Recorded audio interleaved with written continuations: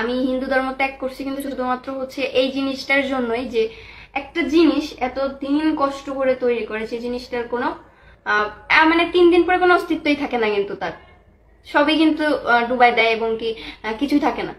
আমি এই জিনিসটা খুঁজে পাই নাই দেখে আমি এখন হিন্দু থেকে মুসলিম হয়েছি। আমি যদি জিনিসটাকে খুঁজে পাইতাম তাহলে অবশ্যই আমি হিন্দুই থাকতাম, মুসলিম হইতাম না।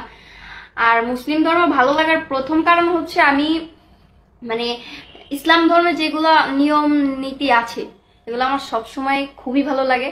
আর আমার কেন জানি না, আমার ওই পূজা জিনিসটা বলেন বা যাই বলে না কেন, আমার ওই জিনিসগুলো আমার থেকে কখনো আসে নাই, বা আমি কখনো এটার কোনো লজিক আমি এখনো অবধি খুঁজে পাই নাই দেখে আমি মুসলিম হয়েছি। আর যে জিনিসটাকে নিজেরা আকৃতি দিচ্ছে, জিনিসটাকে নিজেরাই বানাচ্ছে এবং কি ওইটাকে ওরা নিজেরা কি নিজেদের রক্ষা করতে পারে। এই যে মূর্তি বানায়, এরা কিন্তু নিজেদের রক্ষা নিজেরাই করতে পারে না, তাহলে এসে তার আমি হিন্দু ধর্ম ত্যাগ করছি কিন্তু শুধুমাত্র এই জিনিসটার জন্যই যে একটা জিনিস এত দিন কষ্ট করে তৈরি করেছে, জিনিসটার কোনো 3 দিন পরে কোনো অস্তিত্বই থাকে না, কিন্তু তার সবই কিন্তু ডুবাই দেয় এবং কি কিছুই থাকে না।